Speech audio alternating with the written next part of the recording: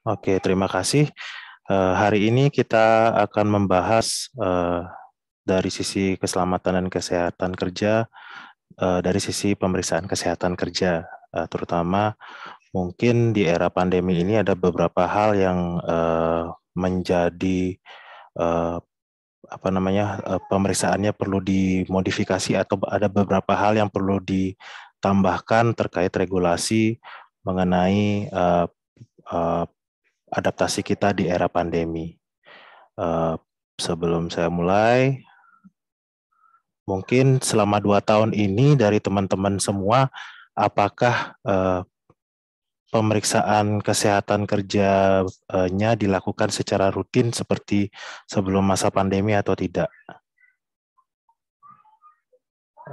Apa boleh saya dapat satu tanggapan dari salah satu partisipan mungkin yang bisa menyampaikan?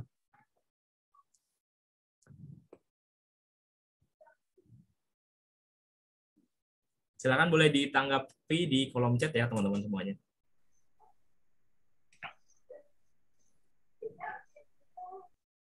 Oke, kalau tidak mungkin nanti sekalian ya waktu waktu sesi diskusi. Oke, jadi saya mulai saja langsung bahwa kita akan membahas pemeriksaan kesehatan kerja di era pandemi. Objektif yang akan saya bawakan hari ini itu adalah yang pertama saya akan membawakan tentang regulasi pemeriksaan kesehatan kerja. Kemudian dari regulasi ini kita akan melihat seberapa banyak sih pemeriksaan kesehatan kerja itu, macam-macamnya. Kemudian setelah kita mengetahui nih macam-macam pemeriksaan kesehatan kerja yang diatur oleh pemerintah, kita melihat regulasi pemeriksaan kesehatan pada masa pandemi ini apa sih yang dikeluarkan oleh Kementerian Tenaga Kerja untuk meregulasi pemeriksaan kesehatannya. Kemudian modifikasi apa yang dilakukan pada saat era pandemi ini. Kemudian saya lanjutkan. Jadi dari regulasi pemeriksaan kesehatan yang diberlakukan oleh Kementerian Tenaga Kerja itu masih menganut Permenaker nomor 2 Men tahun 1980. Jadi masih belum ada perubahan, masih menganut nomor 2 tahun 1980 di mana Permenaker ini mengatur tentang pemeriksaan kesehatan tenaga kerja dalam penyelenggaraan keselamatan kerja. Nah, dari sini di Permenaker ini mengatur macam-macam pemeriksaan kesehatannya. Yang pertama itu adalah pemeriksaan kesehatan sebelum bekerja. Apa sih yang dimaksud dengan pemeriksaan kesehatan sebelum kerja? Yaitu pemeriksaan kesehatan yang dilakukan oleh dokter sebelum seorang tenaga kerja diterima untuk melakukan pekerjaan. Jadi yang perlu kita garis bawahi inilah dilakukan oleh dokter dan dilakukan sebelum seorang tenaga kerja itu diterima untuk melakukan pekerjaan. Kemudian pemeriksaan yang berikutnya itulah pemeriksaan kesehatan berkala.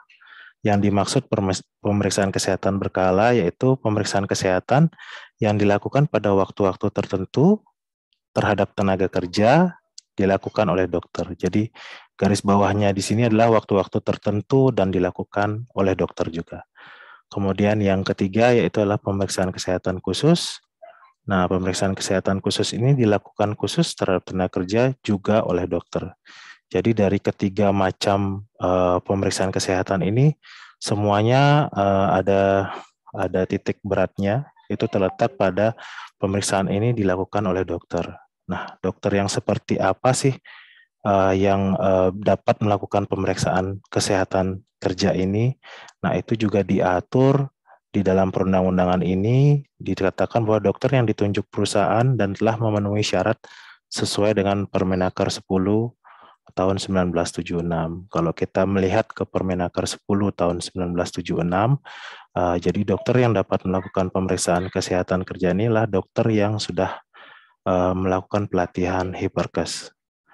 Nah, apakah semua dokter yang melakukan pelatihan Hipparcos ini dapat melakukan pemeriksaan? Iya, memang benar semua dokter dapat melakukan pemeriksaan, tapi ada lagi yang diatur di bawahnya yaitu apakah dokter ini berada di lembaga medical check-up yang terdaftar sebagai lembaga PJK 3 MCU. Nah, jadi nanti seandainya Bapak Ibu melakukan pemeriksaan kesehatan untuk tenaga kerjanya, apabila bekerja sama dengan pihak ketiga atau lembaga medical check-up di luar, itu perlu dilihat kembali apakah lembaga yang melakukan medical check-up ini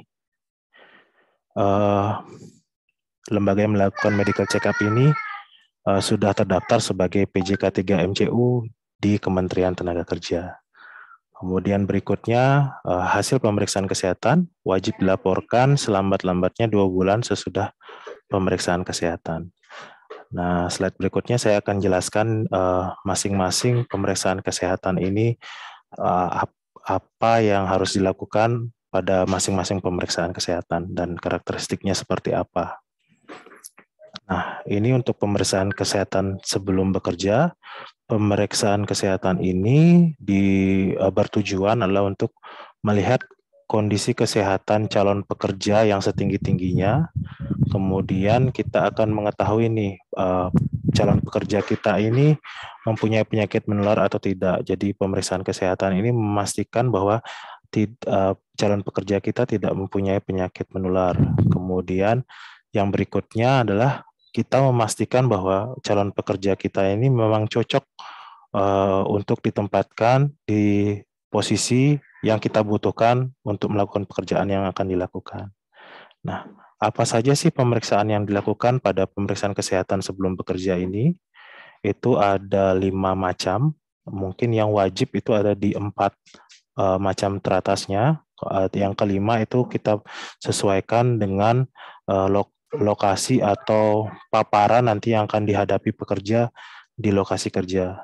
Jadi yang wajib itu adalah pemeriksaan fisik lengkap. Nanti ada kriterianya di perundang-undangan itu pemeriksaan fisik ada beberapa macamnya. Kemudian ada pemeriksaan kesegaran jasmani, itu ada beberapa tes yang dilakukan di sana. Kemudian pemeriksaan ronsen paru-paru. Lalu kemudian yang keempat itu adalah laboratorium rutin. Nah, untuk pemeriksaan lain yang dianggap perlu ini disesuaikan dengan kebutuhan perusahaan. Jadi 4 yang teratas itu wajib, sedangkan pemeriksaan yang kelima itu disesuaikan dengan keperluan perusahaan. Nah, karena sudah dilakukan pemeriksaan kesehatan sebelum bekerja, apabila sebuah perusahaan itu melakukan menerapkan sebuah sistem manajemen K3, maka diwajibkan untuk membuat sebuah pedoman pemeriksaan kesehatan. Nah, pedoman pemeriksaan kesehatan ini itu mengatur pemeriksaan kesehatan baik dari yang sebelum bekerja nanti kemudian secara berkala dan pemeriksaan kesehatan khusus. Jadi setiap perusahaan yang menjalankan SMK 3 wajib membuat pedoman pemeriksaan kesehatan.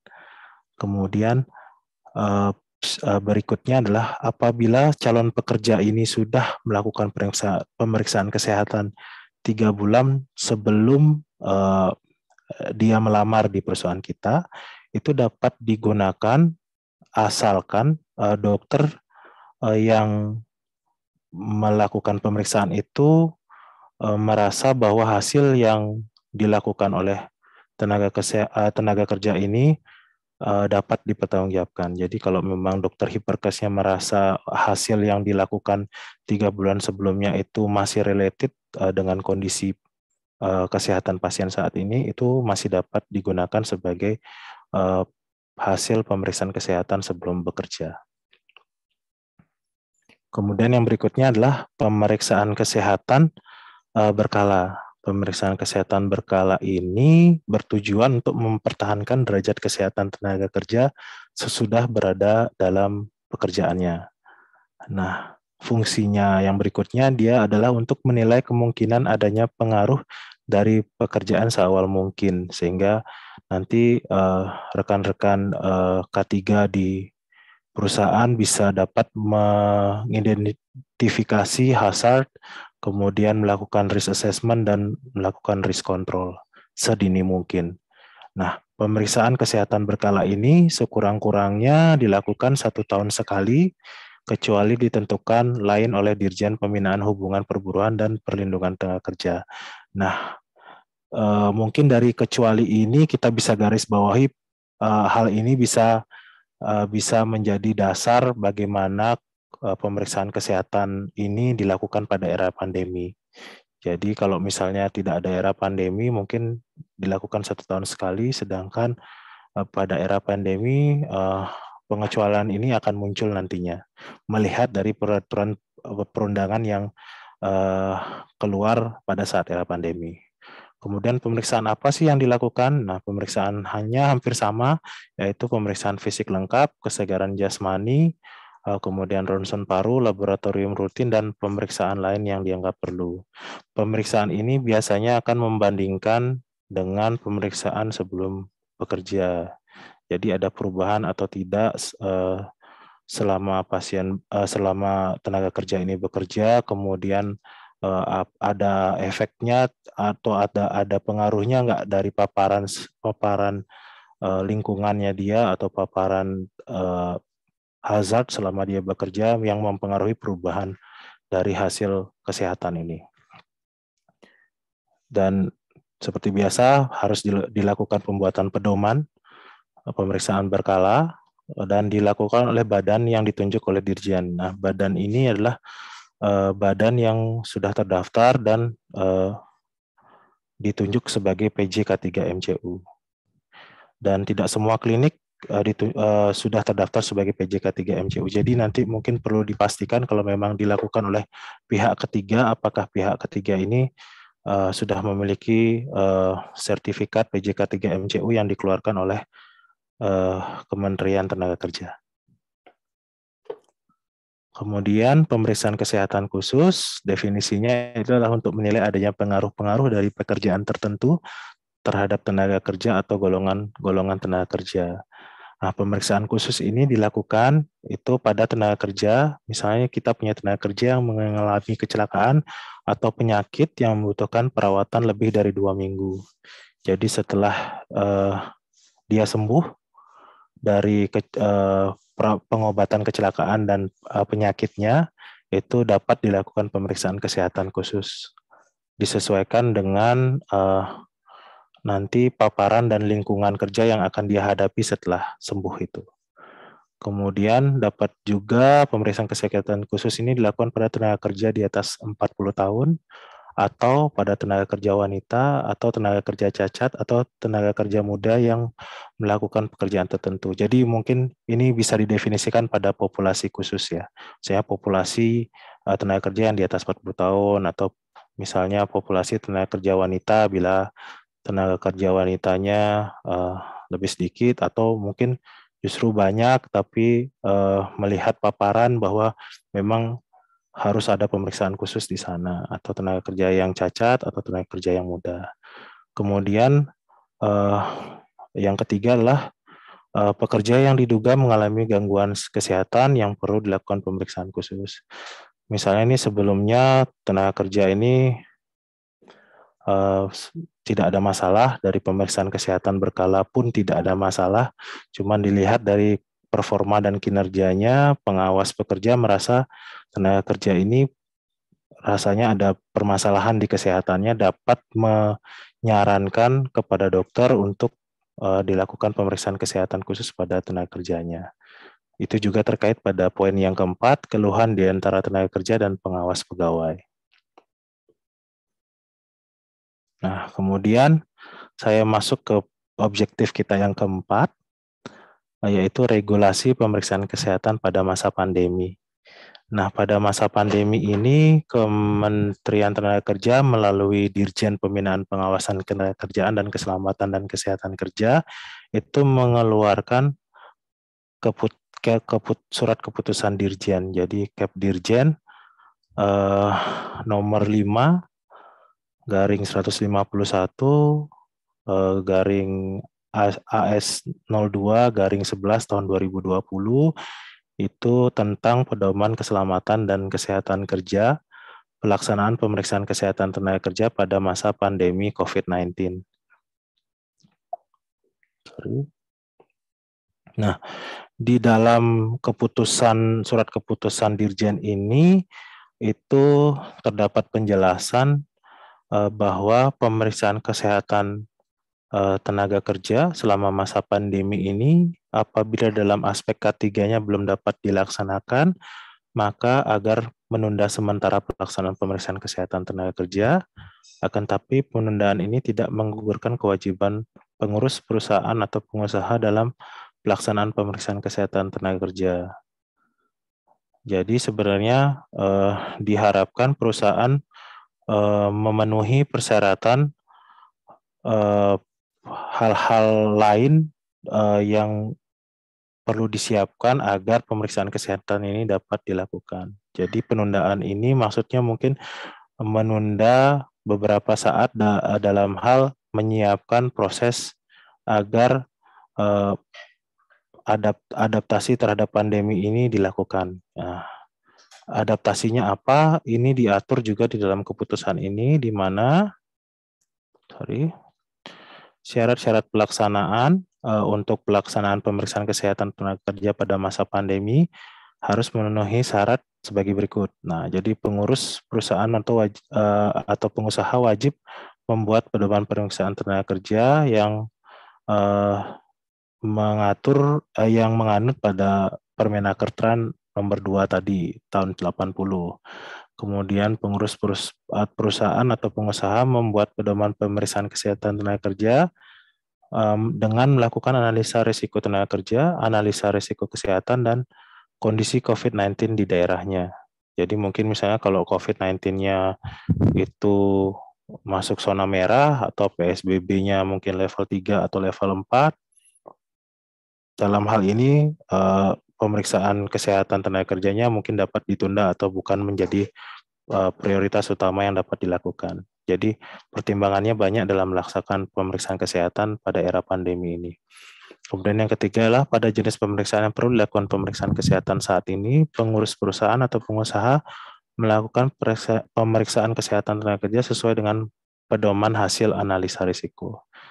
Jadi semuanya kembali lagi pada analisis risiko tenaga kerja dan analisis risiko kesehatan serta kondisi COVID-19 di daerah masing-masing. Nah, hal-hal yang perlu disiapkan itu sebenarnya nggak jauh berbeda dengan persiapan yang dilakukan sebelum masa pandemi. Mungkin yang berbeda di sini adalah pada alat pelindung diri yang harus disiapkan. Kemudian dari prasarana pun perlu disiapkan ruang ganti pakaian atau APD. Lalu pemeriksaan kesehatan ini dapat diselenggarakan sendiri oleh perusahaan atau pelaksana pemeriksaan kesehatan tenaga kerja yang lain. Jadi bisa dengan PJK 3 tadi. Kemudian yang ketujuh adalah mengatur jumlah tenaga kerja yang dilakukan pemeriksaan kesehatan per hari sesuai dengan ketentuan pemerintah atau pemerintah daerah.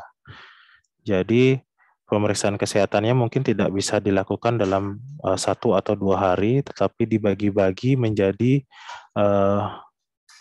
jumlah-jumlah tertentu di mana yang diperbolehkan oleh pemerintah atau pemerintah daerahnya masing-masing.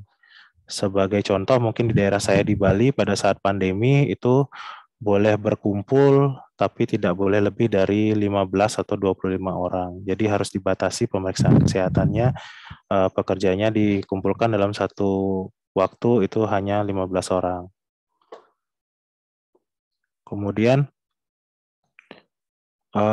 untuk pendataan diharapkan semuanya lebih ke online. Kemudian untuk pembersihan dan disinfeksi itu juga harus diatur dan dilaksanakan dengan mungkin jenis pembersihnya nanti akan dijabarkan di belakang. Nah, ini untuk pelaksanaannya. Pengurus perusahaan atau pengusaha memastikan tenaga kerja yang akan dilakukan pemeriksaan kesehatan dapat hadir sesuai jadwal yang telah ditentukan. Jadi pelaksana menginformasikan persiapan sebelum pemeriksaan kesehatan tenaga kerja yang perlu diperhatikan pada masa pandemi COVID-19 sesuai dengan kebutuhan jenis pemeriksaan masing-masing. Nah, pendaftaran pemeriksaan dilakukan secara daring atau online. Nah, mungkin persiapan ini juga yang perlu disiapkan nanti kalau memang mau dilakukan pada masa pandemi yang masih belum dicabut ini. Kemudian tenaga kerja melaporkan kepada pengurus atau pengusaha dan pelaksana apabila mengalami sakit atau gejala COVID-19 untuk kemudian dijadwalkan kembali pemeriksaan kesehatannya apabila kondisi kesehatan sudah baik atau sehat.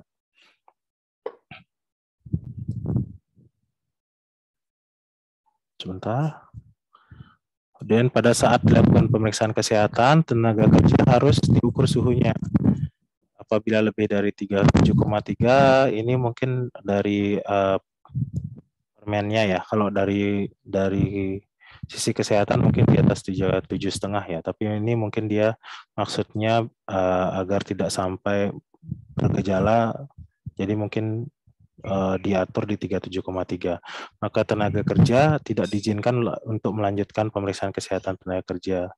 Kemudian sebelum melakukan pemeriksaan disarankan untuk mencuci tangan, kemudian menggunakan masker, menjaga jarak, membatasi percakapan selama di ruang tunggu dan di ruang pemeriksaan, membawa alat tulis sendiri dan tidak saling meminjamkan alat tulis. Jika memungkinkan, tidak ada tulis menulis, tapi semua secara daring.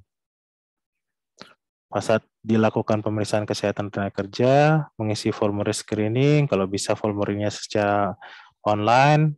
Seperti tadi juga, lakukan cuci tangan sebelum ke ruang pemeriksaan, memahami protokol pemakaian pelepasan penyimpanan APD, kemudian menjaga jarak aman, membatasi percakapan selama pemeriksaan dan waktu pemeriksaan tidak lebih dari 15 menit, melakukan pembersihan disinfeksi sarana yang telah digunakan setiap selesai pemeriksaan satu orang tenaga kerja.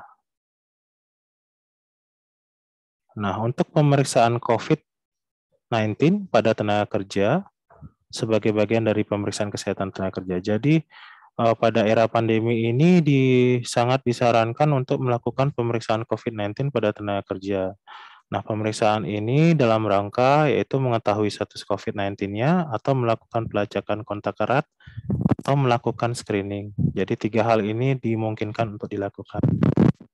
Dalam melakukan pengecekan ini perlu diperhatikan nih apa saja maksudnya jenis-jenis pemeriksaannya seperti apa dan karakteristik pemeriksaan ini bagaimana. Sebagai contoh misalnya kalau kita melakukan pemeriksaan antigen itu mungkin pada saat awal kalau misalnya dia belum muncul gejala, antigen ini akan menunjukkan negatif, sedangkan akan muncul efektifnya itu setelah 5 hari dia kontak pertama kali dengan kontak erat. Jadi mungkin karakteristik ini yang perlu kita ketahui sehingga kita bisa menggunakan metode yang tepat untuk melakukan contohnya screening atau pelacakan atau mengetahui status. Dan mekanisme tindak lanjut dan pelaporan hasil reaktif ini juga harus dipahami oleh teman-teman K3 di perusahaan. Nah, untuk pembersihan yang dapat dilakukan itu adalah pembersihan dilakukan minimal setiap 4 jam sekali dengan disinfektan yang mengandung pemutih encer. Nah, nanti untuk disinfektannya ada di slide berikutnya. Itu ada 4 macam alat yang dapat digunakan, cairan yang dapat digunakan untuk melakukan pembersihan. Nah, kamar mandi pun yang nanti akan digunakan sebagai tempat pemeriksaan, tempat pengambilan sampel atau ada pada sebagai fasilitas dalam pemeriksaan nanti juga harus dilakukan disinfektan minimal 4 jam. Begitu juga dengan spray, taplak meja, dan petugas harus menggunakan sarung tangan saat melakukan pembersihan, dan pelaksanaan bertanggung jawab terhadap sampah limbah yang dihasilkan selama pemeriksaan kesehatan tenaga kerja. Jadi dari semua hal ini itu bisa diambil kesimpulan akan lebih baik bila sebenarnya proses ini dilakukan oleh pihak ketiga atau PJK3 MCU yang sudah mungkin menyiapkan standar-standar kriteria pembersihan dan APD yang sudah disiapkan. Jadi tidak menyulitkan perusahaan dalam menyiapkan hal-hal yang dicantumkan dalam Permenaker ini. Nah, ini jenis beberapa disinfektan yang dapat digunakan, itu adalah larutan pemutih. Saat yang digunakan hipoklorit, takarannya 30 ml per liter, kemudian ada larutan klorin, kemudian ada karbon dan disinfektan peroksida. Baik, terima kasih. Demikian pemaparan dari saya. Mungkin ada hal-hal yang ingin ditanyakan atau kita diskusikan, kami persilakan. Saya kembalikan dulu ke moderator. Baik, terima kasih Pak Dr. Mayun Mardika. Nah, teman-teman semuanya ini sudah ada beberapa pertanyaan yang masuk ke kolom Q&A. Jadi buat teman-teman semuanya yang ingin bertanya, silahkan diketikkan saja di kolom Q&A dan nanti kita akan sama-sama diskusikan bareng-bareng bersama pembicara kita pada siang hari ini. Tapi sebelum itu, izinkan saya untuk memberikan informasi penting juga buat teman-teman semuanya. Oke. Saya akan share screen lagi. Buat teman-teman semuanya yang aplikasi Mika Pro-nya belum platinum, silahkan di-upgrade dulu menjadi platinum, supaya nanti teman-teman bisa mendapatkan sertifikat. Ya, baik teman-teman semuanya, sudah tampil ya. Kemudian jangan lupa teman-teman untuk subscribe channel YouTube-nya Kak Ci Deni, karena di sini ada beberapa video yang sudah diupload untuk webinar-webinar kolega, adapun juga untuk pertanyaan-pertanyaan yang mungkin masuk ke dalam pertanyaan TikTok-nya Kak Ci Deni dibahas juga di YouTube-nya Kak Ci Deni. Jangan lupa di-subscribe dan diklik tombol loncengnya supaya nggak ketinggalan video-video terbaru dari Kak Ci Deni.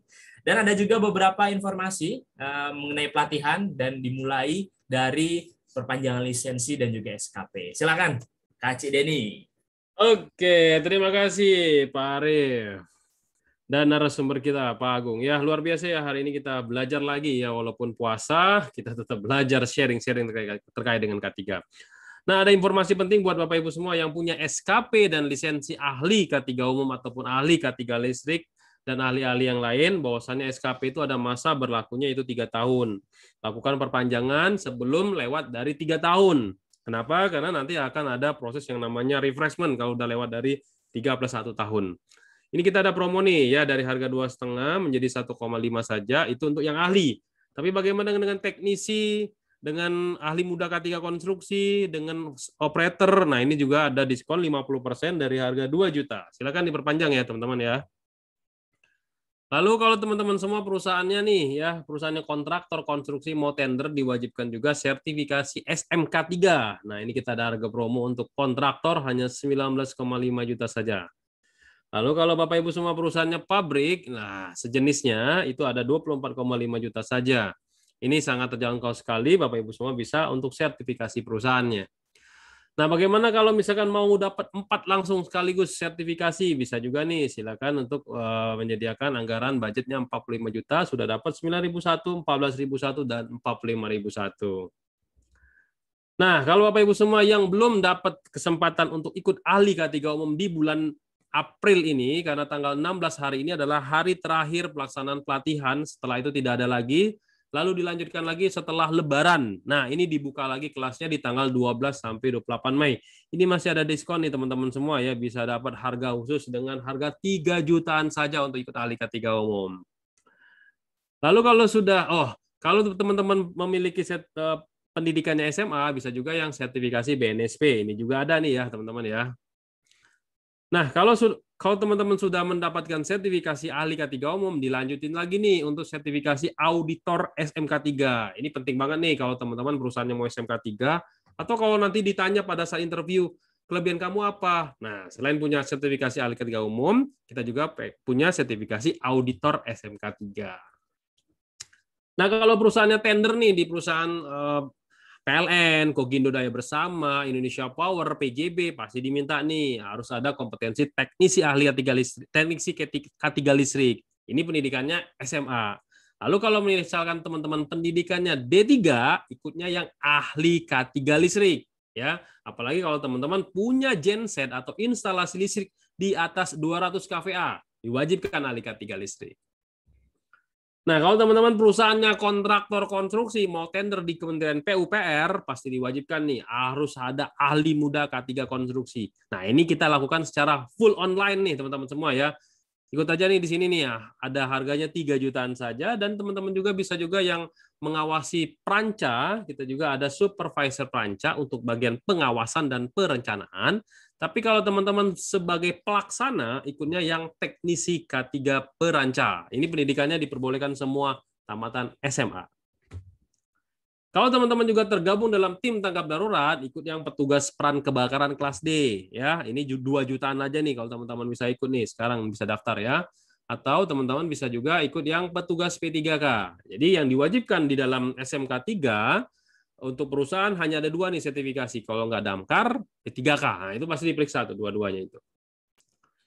Nah, kalau teman-teman, Pak, saya mau cicilan bisa nggak? Nah, kita ada nih cicilan nih. Teman-teman silakan masuk ke Mediatama Online Shop di Tokopedia. Bisa ikut yang kombonya, bisa lakukan cicilan 0% ya, teman-teman ya. Semua kartu kredit. Nah, kalau ada yang tanya, Pak, apakah Mediatama menyediakan atau menyalurkan setelah ikut pelatihan? Nah, saya tanya balik biasanya. Apakah dulu perguruan tinggi Anda ketika menamatkan kuliah, menamatkan sekolah langsung disalurkan? Jawabannya kan pasti akan menyediakan namanya job fair. Nah, job fair-nya Mediatama, teman-teman bisa buka Mediatama Co-ID. Ya, kita sama seperti kampus-kampus, ada tombol karir di sini, teman-teman bisa klik. Di sini banyak sekali perusahaan-perusahaan yang sudah kerjasama dengan Mediatama dalam hal untuk rekrutmen terkait dengan alumni-alumni Mediatama. Non-alumni boleh nggak? Boleh, silakan. Tapi jangan lupa, siapkan CV yang menarik, lampirkan juga sertifikat-sertifikat pendukung, termasuk juga sertifikat kolega Mediatama. Bisa juga sebagai referensi teman-teman nanti pada saat ngelamar kerja.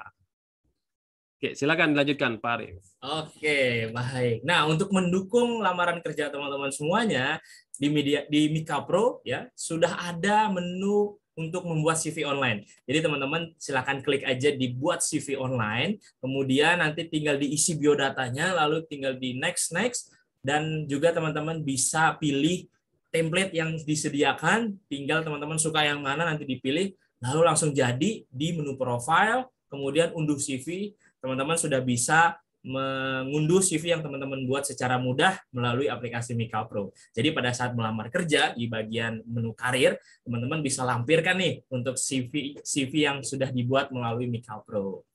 Nah, menarik lagi teman-teman semuanya. Kita bisa mendapatkan uang sampai dengan 3 juta per bulan.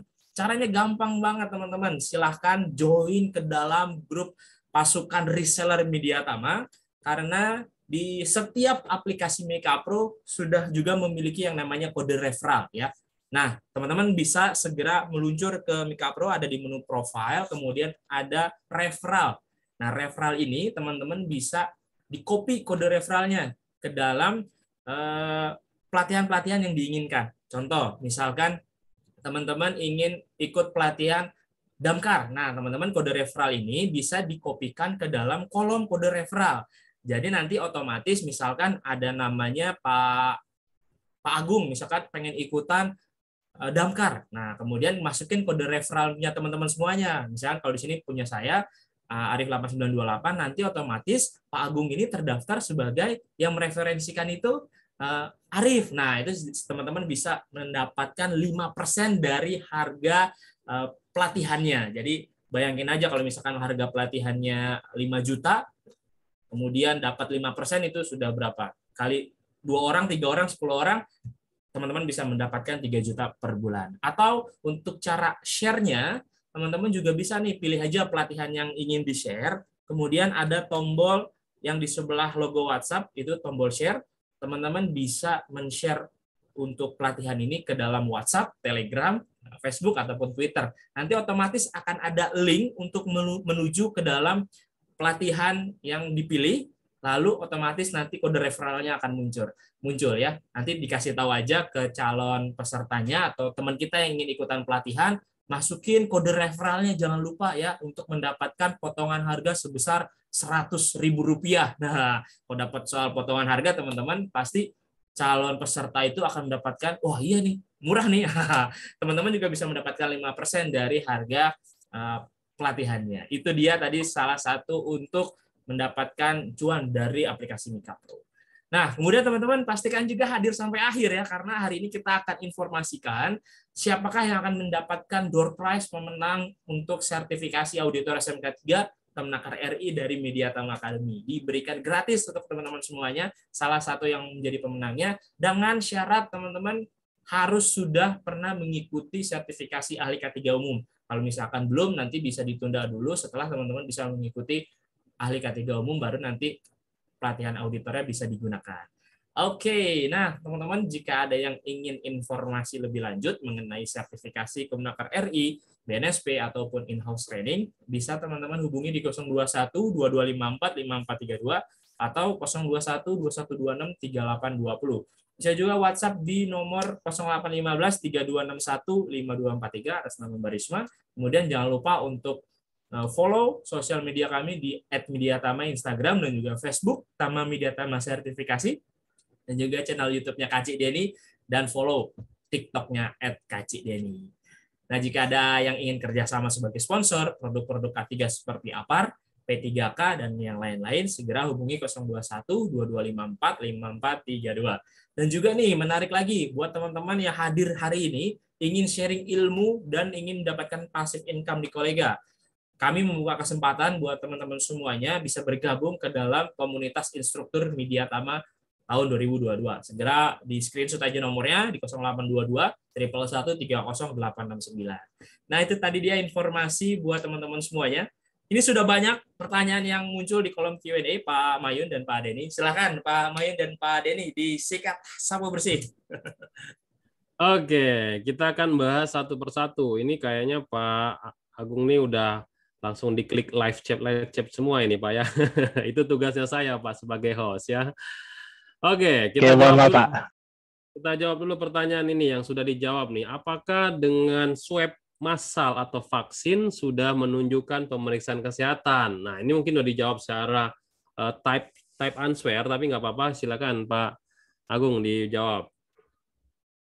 Dari Pak Winarno Hadil. Ya, baik Pak Deni. Jadi Pak Winarno Hadil, ini pertanyaannya di kantor yang dilakukan selama pandemi adalah hanya tes swab massal dan vaksin. Apakah ini termasuk pemeriksaan kesehatan yang dilakukan secara berkala? Belum Pak. Jadi pemeriksaan swab massal ini mungkin kita bisa definisikan kalau termasuk pemeriksaan kesehatan itu mungkin masuk ke pemeriksaan khusus. Jadi khusus memang dilakukan karena melihat kondisi pandemi yang terjadi sehingga karyawan perlu dilakukan tes swab seperti yang tercantum pada Permenaker mengenai masa era pandemi ini, yaitu mungkin untuk screening, untuk kontak erat atau melihat status COVID-19 dari karyawannya. Dan vaksin itu adalah untuk mendukung atau meningkatkan daya tahan tubuh karyawannya agar tidak terkena COVID-19 mungkin dalam level yang berat. Jadi mungkin kalaupun kena pun karena kondisi yang tidak bisa dijaga hanya di kantor, tapi ada kondisi di luar kantor yang mungkin bisa menyebabkan karyawan terkena COVID-19, harapannya dengan vaksin itu gejalanya menjadi ringan dan sedang atau mungkin bisa juga tanpa gejala. Jadi kalau saya bisa masukkan tes ini termasuk pemeriksaan kesehatan khusus, bukan termasuk pemeriksaan kesehatan berkala. Oke, itu ya Pak Winarno dan teman-teman yang lain. Ini juga pertanyaan di webinar sebelumnya. Ada yang bertanya seperti itu, mirip juga pertanyaannya, apakah tes COVID itu masuk ke dalam pemeriksaan kesehatan berkala? Ternyata bukan ya teman-teman ya. Itu masuk pemeriksaan khusus saja, tapi tidak menutup, maksudnya tidak menggantikan pemeriksaan kesehatan secara rutin ya, tergantung dari paparan dari si pekerja. Oke. Berikutnya Pak Darwanto, dia bertanya kayak gini, apakah pemeriksaan kesehatan tenaga kerja pada suatu proyek ada batasan terkait dengan nilai kontrak? Karena banyaknya proyek konstruksi itu katanya nilai kontraknya kecil, mungkin tidak ada anggaran budgetnya. Mungkin langsung aja dijawab Pak, nggak usah dibaca lagi soalnya. Silakan Pak Agung. Oke, baik. Saya mau melihat lagi kondisinya ini karyawan, apakah karyawan PKWT atau PKWTT ini gitu. Kalau misalnya proyek konstruksi ini setiap konstruksi dianggap karyawan yang direkrut itu adalah karyawan baru semua dan berbeda, berarti seharusnya dilakukan pemeriksaan kesehatan karena dalam pemeriksaan kesehatan ini tidak diatur berapa nilai proyeknya. Jadi setiap proyek seharusnya memang kalau memang karyawan yang direkrut adalah karyawan baru ya dilakukan pemeriksaan kesehatan sebelum bekerja. Tapi apabila karyawan yang digunakan adalah karyawan memang yang dimiliki perusahaan, cuman proyeknya saja yang pindah-pindah, seharusnya itu cukup waktu direkrut pertama itu sebelum bekerja, kemudian setiap tahunnya itu dilakukan pemeriksaan berkala. Jadi meskipun di 1 tahun itu ada banyak proyek, tetap yang dihitung adalah 1 tahun saja cukup. Minimal 1 tahun sekali dilakukan pemeriksaan kesehatan berkala. Gitu Pak Darwanto. Oke, maksudnya gini Pak, kalau di perusahaan proyek itu kan dia kan ada pekerja harian yang dibawa oleh mandor gitu kan, ganti-ganti orang kayak gitu. Mungkin keberatannya si kontraktor itu adalah ketika orang itu kan banyak tuh berganti-ganti pekerja harian. Apakah pemeriksaan kesehatan itu sama dengan pekerja yang memang sudah bertahun-tahun atau pekerja pabrik kan mungkin ada nggak toleransi untuk pemeriksaan kesehatan di sektor konstruksi yang kasusnya seperti itu? Kalau saya melihat ini, kalau kita melihat perundang-undangnya ini celah sepertinya Pak. Kalau saya bisa bilang ya, kalau mungkin yang harian seperti itu ya tidak harus dilakukan pemeriksaan kesehatan baik sebelum ataupun berkala. Jadi ya itu menjadi celah jadinya. Karena yang mungkin dilihat nanti adalah dari peraturan ini yang diatur sebagai kontrak PKWT dan PKWTT tadi. Itu mungkin yang harian ini menjadi area abu-abu jadinya untuk dilakukan pemeriksaan kesehatan gitu. Oke, jadi mungkin pemeriksaan kesehatannya lebih ke arah kalau di konstruksi itu surat sehat aja nih Pak kalau untuk Ya, yang pekerja harian itu biasanya sih seperti itu. betul. Itu cukup lah kalau saya lihat ya. Jadi kalau kita bicara regulasi tetap aja belum terpenuhi ya Pak ya. Oke, lanjut aja.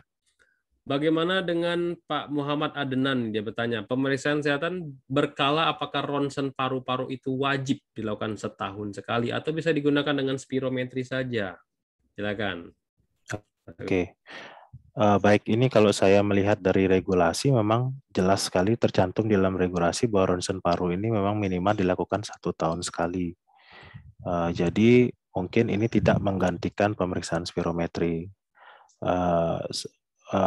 Justru pemeriksaan spirometri ini menjadi tambahan nih apabila dirasa paparan yang dialami oleh pekerja itu dapat mempengaruhi kondisi paru-paru dari pekerja. Jadi spirometri ini masuk kepada pemeriksaan tambahan tadi yang di poin 5 ada pemeriksaan tambahan yang dapat dilakukan melihat dari kondisi paparan di lingkungan kerjanya. Tapi untuk ronsen paru itu kalau dari perundang-undangannya saya rasa itu masuk ke poin yang harus dilakukan.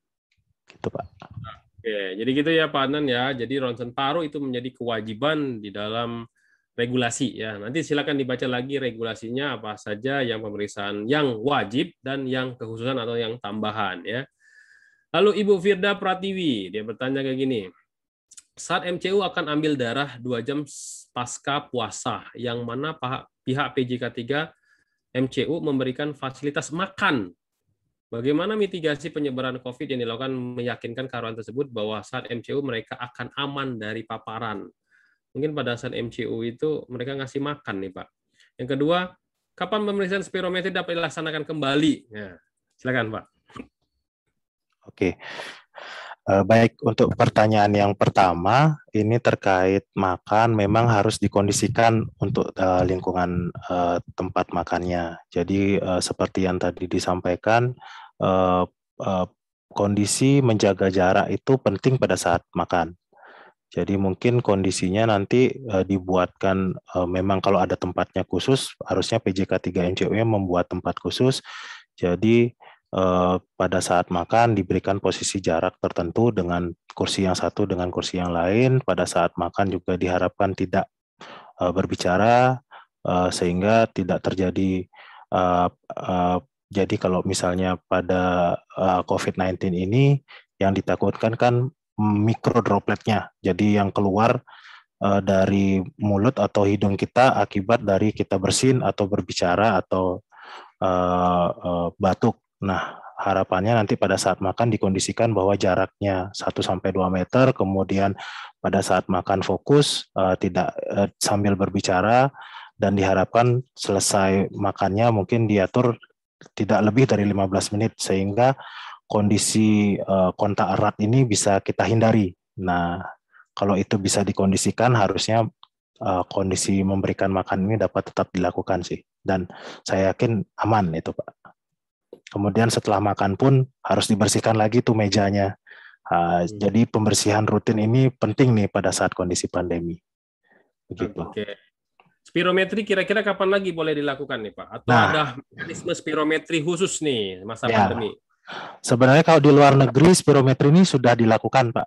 Di Amerika itu sudah mulai dilakukan. Cuman memang Perhimpunan Dokter Paru Indonesia ini belum merekomendasikan spirometri untuk dapat dilakukan lagi pada masa pandemi karena mereka tidak bisa menjamin kalau kita melakukan spirometri tidak terjadi penularan gitu, Pak. Karena alat spirometri itu tidak semuanya memiliki alat yang bisa langsung memfilter, Pak. Karena kan berganti-gantian nih, takutnya di sana terjadi penularan saat bergantian alat itu.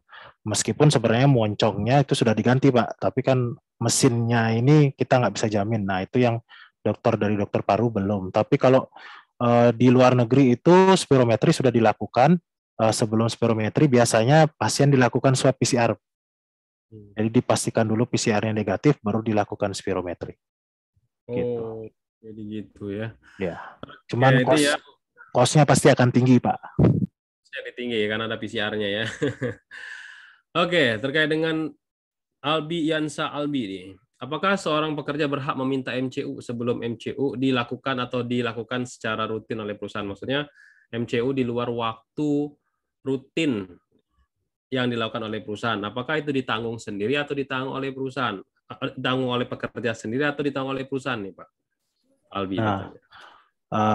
ini agak sulit mungkin ya Pak ya, karena kalau misalnya MCU yang diminta oleh karyawan, kita lihat lagi kebijakan dari perusahaannya.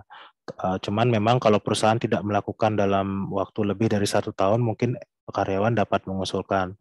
Tapi apabila belum dalam jangka waktu 1 tahun, saya rasa akan ada pertimbangan sih dari perusahaan menyetujui atau tidak. Mungkin bisa saja tetap mengusulkan, cuman kalau memang perusahaan tidak menyetujui ya menjadi melakukan pemeriksaan sendiri jadinya bukan medical check up sih. Ya otomatis akan bayar sendiri. Bayar sendiri, ya setuju saya. Kalau saya sebagai owner juga seperti itu, kecuali ada perlakuan atau ada gejala-gejala khusus ya. Oke, Pak Mustaqim juga bertanya, apakah sanksi yang diberikan perusahaan yang tidak melakukan MCU atau pemeriksaan kesehatan? Dan bagaimana cara pelaporannya ke Disnaker? Secara online atau masih hard copy? Dan kalau tidak dilaporkan, sanksinya apa? Nah, silakan satu persatu dijawab, Pak. Ya, baik Pak Mustaqim, untuk pertanyaan yang pertama sama yang ketiga itu saling berkaitan sebenarnya.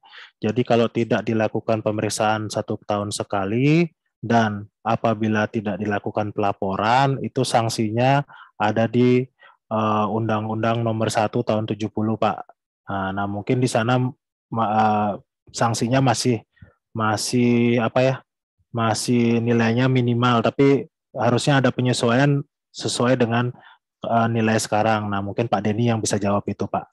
Nah, untuk yang kewajiban pelaporan MCU ini saat ini kayaknya sudah difasilitasi dengan teman K3, Pak. Jadi nanti bisa dilaporkan di sana dan PJK3 MCU pun wajib untuk melaporkan di sana. Jadi akan ada saling cross check di sana, Pak. Begitu. Ya, betul sekali. Teman K3 akan membuat ada fitur khusus untuk pemeriksaan kesehatan sehingga teman-teman semua bisa telusur PJK3 ataupun lab-nya ataupun perusahaan-perusahaan yang telah melakukan pemeriksaan kesehatan. Ya, itu akan kelihatan semua nanti. Ya, jadi semua wajib ngelapor. PJK3-nya ngelaporkan ke teman K3 dan si perusahaannya pun wajib lapor juga ke teman K3. Jadi kalau itu ya saling validasi. Oke, lanjut. Terkait dengan Pak Bu ini ya, Bu Warsana Darumi ya. Pengecekan atau pemeriksaan kesehatan karyawan ini minimal dilaksanakan berapa kali dalam setahun nih, Dok? Nah, silakan, Dok. Oke. Kalau untuk pengecekan kesehatan karyawan sebenarnya sudah tercantum jelas di perundang-undangannya, sekurang-kurangnya 1 tahun sekali. Jadi minimal 1 tahun sekali dilakukan pemeriksaan kesehatan berkala. Kecuali dalam keadaan khusus diperbolehkan oleh Dirjen. Nah, Dirjen ini memperbolehkan mungkin pada kondisi pandemi ini seperti tadi, dapat menunda apabila belum yakin dapat melakukan pemeriksaan dengan menjaga prinsip K3, SMK 3. Jadi dalam kondisi pandemi mungkin ada penilaian khusus ya nanti. Tidak harus setahun tapi paling tidak harus menyiapkan ini. Paling tidak dalam kondisi pandemi 2 tahun ini mungkin harus ada paling enggak sekali lah dengan menerapkan prinsip SMK 3 dan protokol kesehatan gitu Pak. Oke, itu udah jelas ya Bapak Ibu semua ya, ada di regulasi ya 1 tahun sekali ya. Oke, pertanyaan berikutnya dari Rizky Suwandi. Dia bertanya kayak gini, jika dari hasil pemeriksaan tahunan muncul temuan baru yang berbeda dari hasil pemeriksaan awal, apakah itu masuk kategori PAK? Silakan Pak. Oke. Kalau kita melakukan pemeriksaan tahunan dan muncul temuan baru, ini harus ditindaklanjuti terlebih dahulu nih.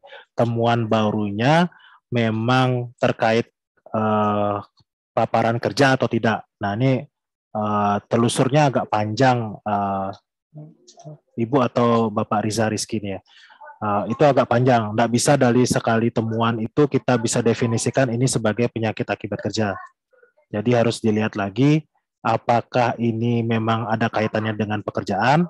Kalau memang ada kaitannya dengan pekerjaan, apakah ini memang kelalaian dari perusahaan dalam menerapkan penerapan SMK 3 atau malah dari sisi karyawan yang lalai dalam melakukan misalnya tidak menggunakan APD dengan baik atau bagaimana. Nah ini memang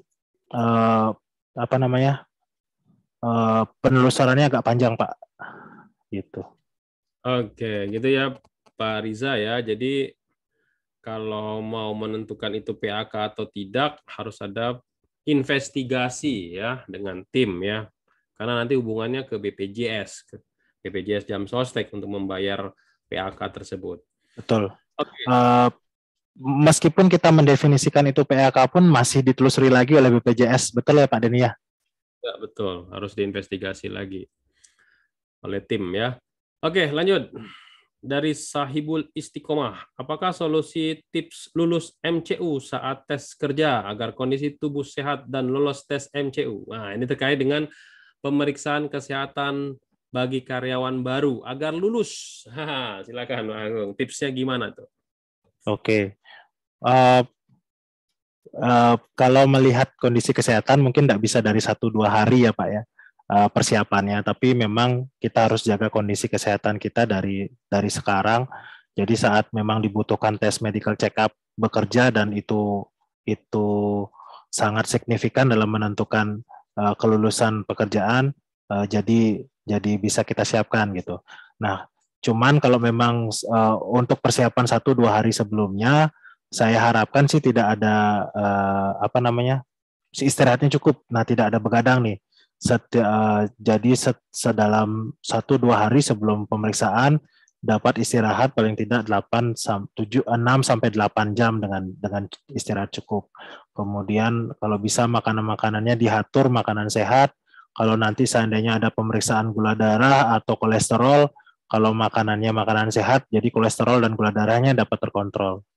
Gitu. Kalau lebih baik lagi kalau diimbangi dengan olahraga sebelum melakukan medical check up. Oke, gitu. karena kalau kurang tidur juga nanti darahnya naik gitu ya. Jadi Ya, nggak baik betul, nanti Pak. hasilnya ya. Oke, itu ya. Nah, kalau kita sendiri sebagai owner atau sebagai HR, tahapan untuk MCO itu seperti apa? Dari Pak Sahibul juga. Silakan. Oke. Yang pertama, kalau ingin melakukan medical check up, yang pertama kita harus lakukan adalah apa ini hazard dari perusahaan. Jadi masing-masing pekerjaan tuh kita harus tahu dulu hazardnya, sehingga kita bisa lihat nih paparan pada pada tenaga kerja kita apa gitu. Kalau paparan pada tenaga kerja kita sudah definisikan, nanti kita akan bisa lihat nih dengan paparan ini sebenarnya apa yang mau kita pantau nih dari medical check up begitu.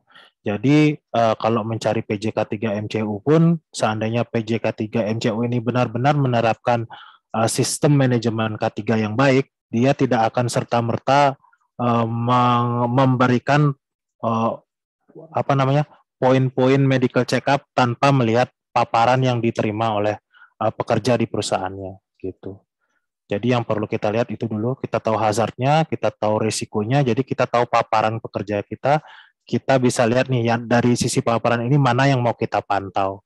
Nah dari situ baru kita bisa bikin pedoman nih Pak, nanti seterusnya pedoman yang sebelum bekerjanya apa, berkalanya apa, kalau pemeriksaan khusus mungkin bisa bisa sewaktu-waktu gitu. Gitu Oke. Pak. Jadi intinya buat hirak dulu, tapi hirak hazard identifikasi bahaya kesehatan dulu, bareng dengan dokter Hiperkes, sama HR tadi, sama ahli K3-nya. Lalu teman-teman pilih ya PJK3 untuk pemeriksaan kesehatan tersebut. Jangan hanya pilih yang murah saja, ada paket A, paket B, paket C, tapi harus disesuaikan dengan hazardnya. Dan pastikan juga dokternya juga yang memeriksa bersertifikat Hiperkes dan kita dapat nilainya atau hasilnya hasil pemeriksaan tersebut dengan akurat yang bertujuan untuk mencegah penyakit akibat kerja.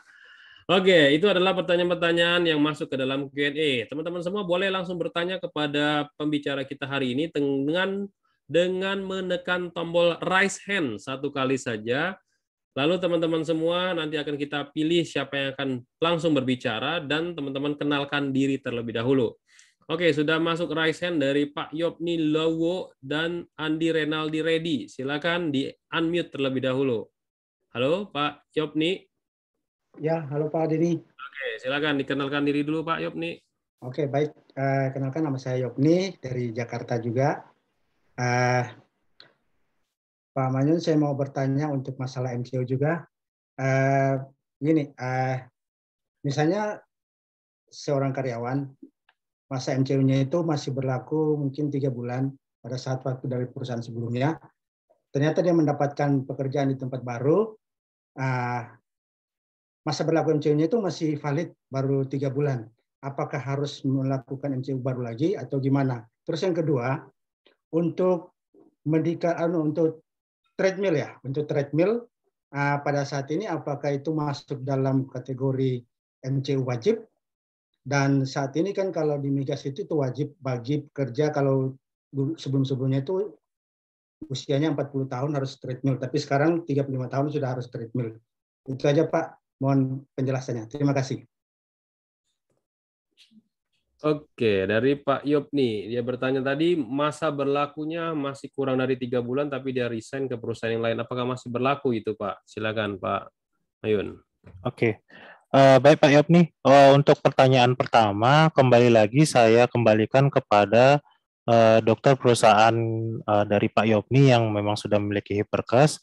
Dengan melihat hasil itu, apakah dia dapat yakin menggambarkan kondisi kondisi kesehatan dari calon karyawan itu pada saat ini. Kalau memang dia yakin dapat digunakan itu Pak. Karena dari perundang-undangan kalau sebelum lewat dari 3 bulan dan dokter dari perusahaan dokter Hiperkesnya yakin itu dapat digunakan, itu masih bisa digunakan. Jadi tidak perlu dilakukan pengulangan. Tapi kalau dokternya tidak yakin, mau tidak mau harus dilakukan pengulangan Pak. Atau ada persyaratan khusus di perusahaan yang baru, ya kan? Ya betul. Wajib juga MCO ulang gitu ya, pemeriksaan Betul. kesehatan ulang. Tergantung perusahaan yang menerima itu berarti ya, masih menerima nggak dengan hasil MCO 3 bulan kemarin ya, sebelum 3 bulan. Ya. Oke, pertanyaannya berikutnya. Kalau misalkan nih, ini menjawab juga nih pertanyaan di sini nih. Perusahaan tidak melakukan MCU berkala kepada karyawan, itu cara mengusulkannya kepada manajemen itu caranya gimana nih? Cara kita ngomong ke manajemen kalau memang MCU atau pemeriksaan kesehatan yang memang diwajibkan, terus bermanfaat juga. Nah, ini kadang kita sebagai orang K3 ini kadang dianggap sebagai menghambur-hamburkan uang nih, Pak Mayun. Silakan, Pak. Ya.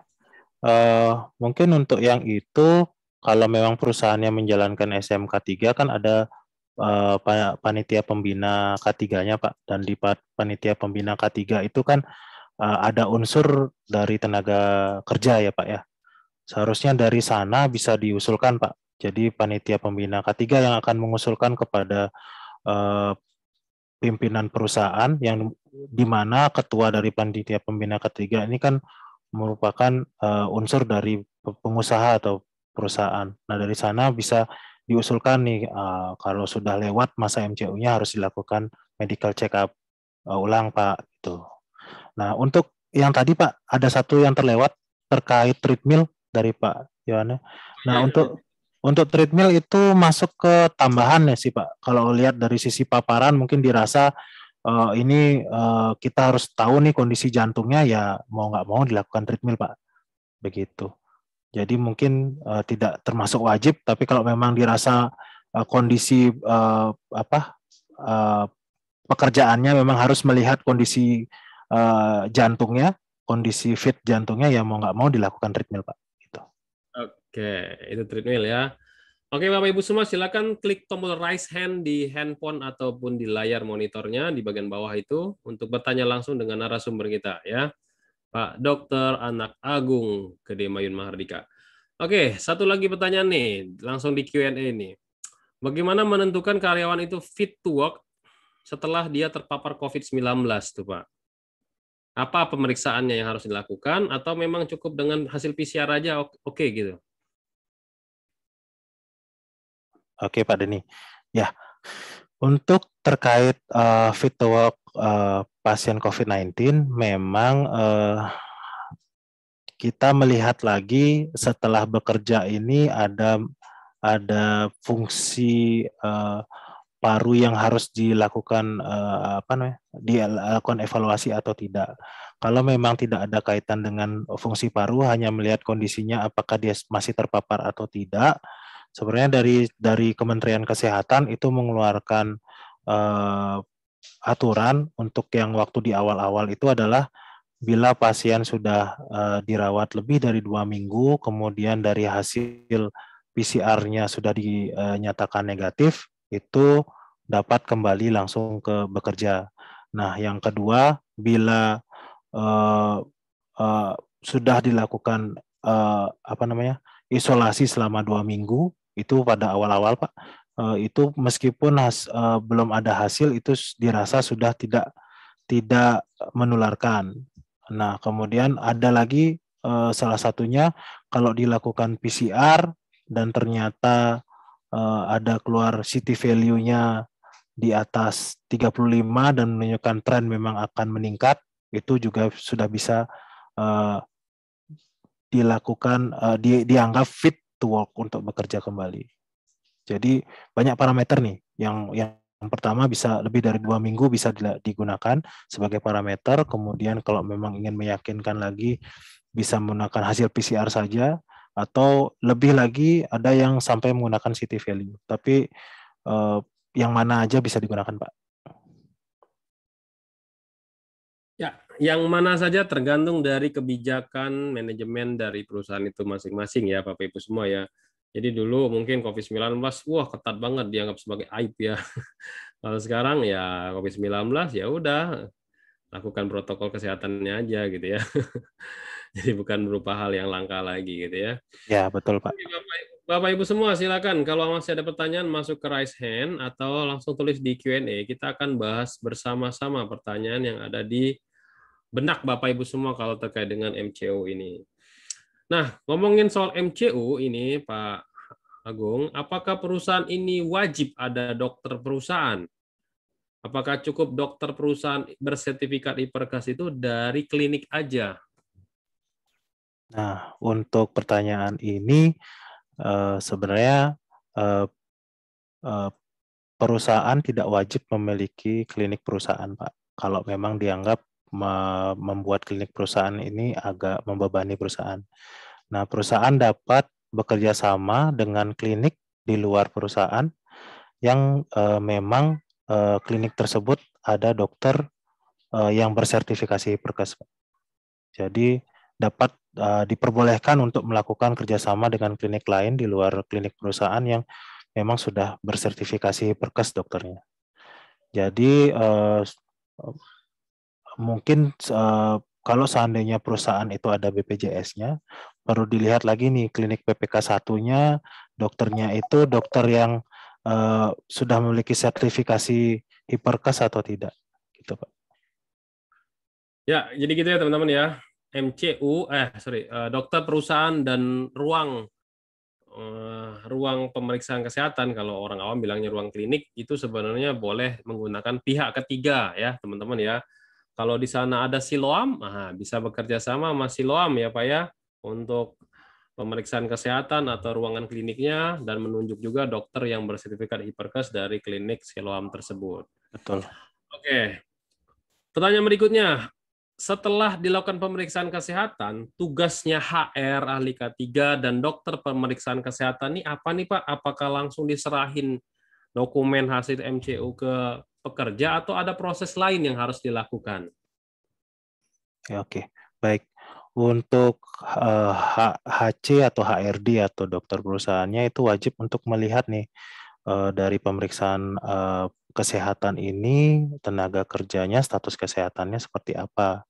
Apakah ada yang perlu di follow up terkait status kesehatannya untuk pemeriksaan lain yang lebih lanjut, atau bisa dilihat nih dari hasil ini kira-kira penanganan sistem manajemen K3-nya sudah baik atau tidak, atau ada hal yang perlu dilakukan untuk sehingga kesehatan tenaga kerjanya bisa lebih baik. Bahkan mungkin ada proses-proses yang bisa ditambahkan jadinya. Misalnya HC menerapkan setelah melihat kondisi hasil pemeriksaan medical check-up-nya nih, kolesterol seluruh karyawan tinggi, dan selama ini perusahaan memang bekerja sama dengan catering. Mungkin cateringnya bisa dimodifikasi nih biar kolesterol karyawannya nggak tinggi.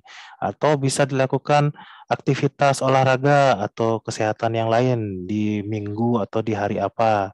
Jadi ada program-program yang bisa dilakukan di sana. Jadi analisa medical check-up tidak hanya sebatas untuk memberikan hasil, menjelaskan, tapi juga melakukan manajemen yang lain lagi, Pak. Gitu, Pak.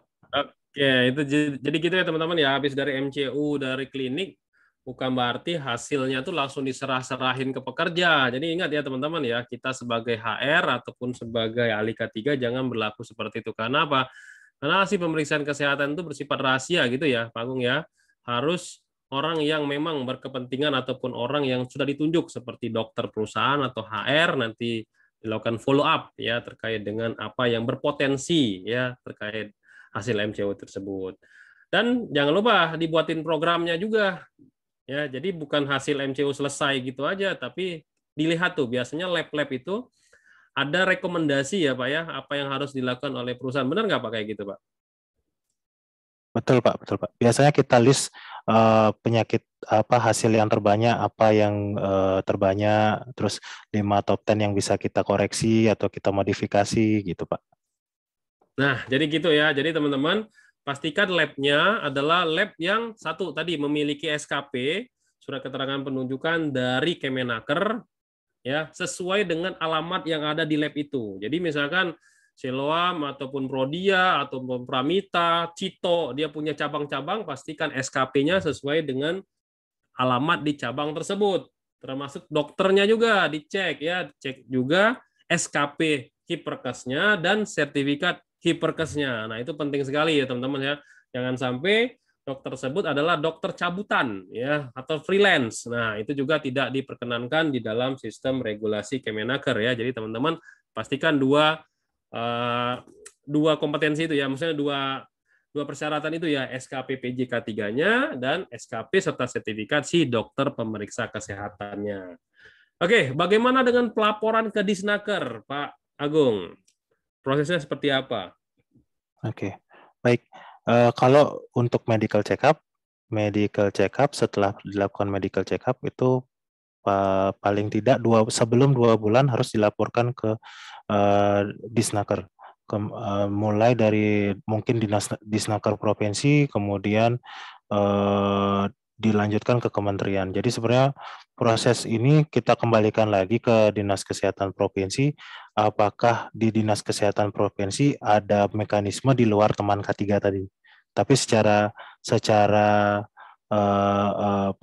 secara umum sih melalui teman K3 itu pelaporannya ke kementerian. Apakah Dinas Kesehatan Provinsi ini bisa menarik dari teman K3 atau memang harus kita manual juga melapor? Ini butuh koordinasi sih dari perusahaan dengan dinas terkait. Oke, itu dia ya teman-teman ya. Jadi bisa juga pelaporan dari hasil MCU itu digabung dengan laporan P2K3 bulanan 3 bulanan bisa juga ya Pak ya? Bisa sih Pak, bisa 3 bulan sekali yang dilaporkan itu bisa. Karena banyak juga yang pemeriksaan kesehatan untuk HR ya kan, untuk karyawan baru yang dilakukan oleh HR kan itu kalau mau setahun sekali kan nggak mungkin kan ya, pasti dilakukan pada saat rekrutmen kan gitu kan ya, mungkin ada report ya. Tapi juga nggak boleh yang dilaporkan yang hasil murni ya Pak Agung ya, maksudnya hasil benar-benar dari lab, bukan summary dari hasil pemeriksaan kesehatan. Benar nggak kayak gitu Pak? Benar, kalau seharusnya memang kalau PJK3-nya yang diajak kerjasama itu memang PJK3 resmi medical check up, itu sudah otomatis Pak. Jadi hasil yang dilaporkan itu adalah hasil bentuk rekapan dan juga analisanya di sana Pak. Jadi itu yang dilaporkan ke dinas terkait.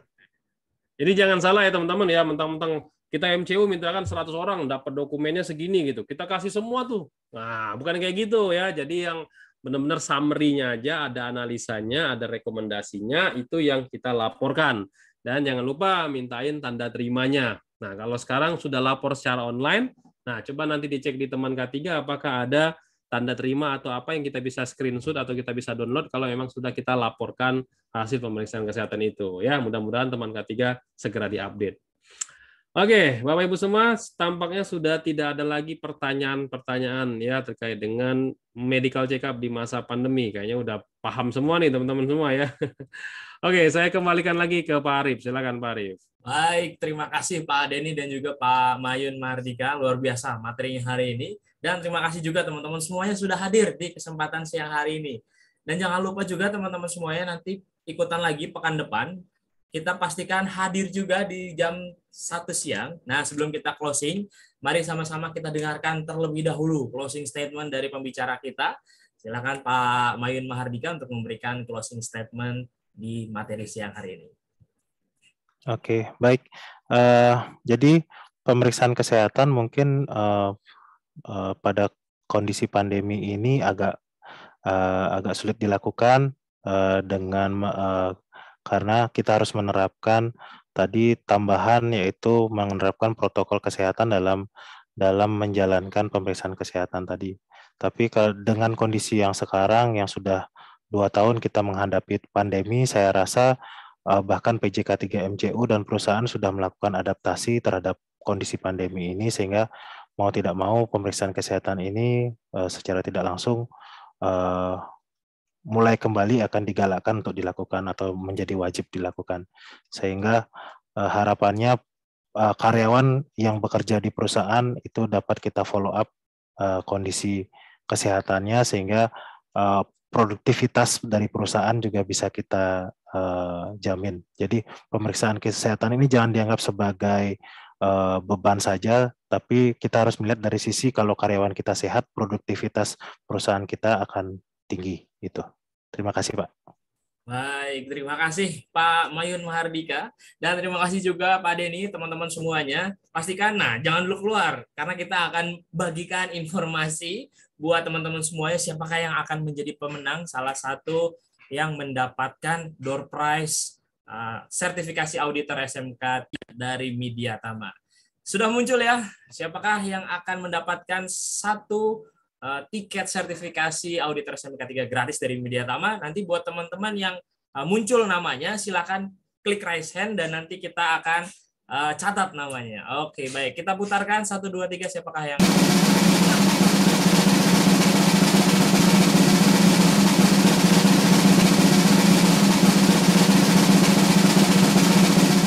Selamat kepada Ibu Firda Nur Hikmah. Apakah ada? Ada. Firda Nur Hikmah. Oke, ada. Selamat kepada Ibu Firda Nur Hikmah mendapatkan 1 buah tiket sertifikasi auditor SMK 3 Kemenaker RI dari Mediatama. Selamat, nanti akan dihubungi langsung oleh tim Mediatama. Dan terima kasih teman-teman semuanya sudah hadir di kesempatan siang hari ini. Dan jangan lupa juga minggu depan, Sabtu depan, kita akan hadir lagi dengan tema yang menarik, yaitu mengenai peraturan tugas dan tanggung jawab K3 pengawas operasional di pertambangan. Dan pastikan teman-teman hadir, ajak juga teman-teman yang lainnya, supaya ikutan di webinar Kolega Mediatama. Oke, baik. Terima kasih Pak Mayun Mahardika sudah mengisi webinar hari ini. Terima kasih Pak Denny, teman-teman semuanya. Saya akhiri, saya Arif Purwadana. Saya Denny. Dan saya Mayun. Oke, mengucapkan selamat siang dan wabillahi taufiq wal hidayah. Assalamualaikum warahmatullahi wabarakatuh. Selamat siang, terima kasih Pak Mayun. Selamat siang, terima kasih Pak Arif, Pak Denny. Oke, terima kasih teman-teman.